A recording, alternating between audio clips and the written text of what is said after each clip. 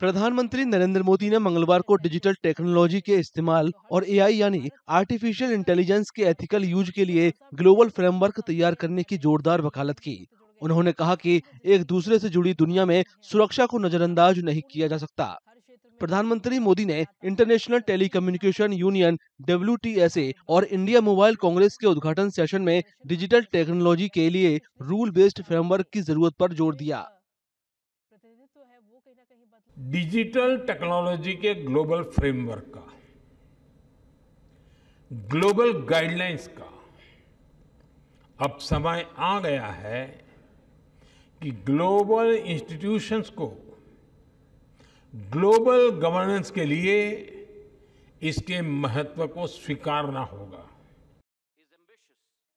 भारतीय संचार की बेहतरीन परंपरा और ग्लोबल डेवलपमेंट में इसके रोल का जिक्र करते हुए प्रधानमंत्री मोदी ने विवादों को सुलझाने और संबंधों को बढ़ावा देने की अपील की।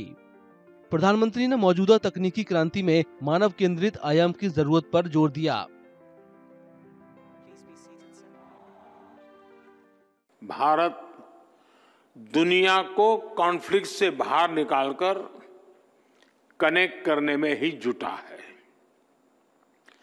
प्राचीन सिल्क रूट से लेकर आज के टेक्नोलॉजी रूट तक भारत का हमेशा एक ही मिशन रहा है, दुनिया को कनेक्ट करना और प्रगति के नए रास्ते खोलना। एयरटेल और वोडाफोन आइडिया जैसे टेलीकॉम सर्विस प्रोवाइडरों ने स्पैम कॉल से निपटने की अपनी कोशिश का जिक्र करते हुए डेटा सिक्योरिटी के लिए अपना वादा दोहराया। It will be responsible towards the stakeholders, and I'm glad that Airtel took the initiative of launching India's first anti-spam network, blocking in billions of calls coming from scamsters, billions of messages coming from fraudsters to secure the lives of our customers.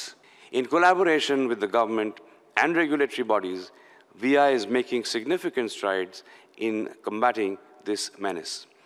Vodafone Idea is committed to bringing new and innovative solutions that will fundamentally address spam and fraud at the very core. Bharat में 1.2 billion mobile user और 950 million internet user हैं। ये global digital transaction का 40% से ज्यादा हिस्सा संभालते हैं। इस पैमाने को देखते हुए डिजिटल सिक्योरिटी भारतीय अर्थव्यवस्था की आर्थिक स्थिरता के लिए अहम है। ये सुरक्षित और विश्वसनीय ऑनलाइन बातचीत सुनिश्चित करती है।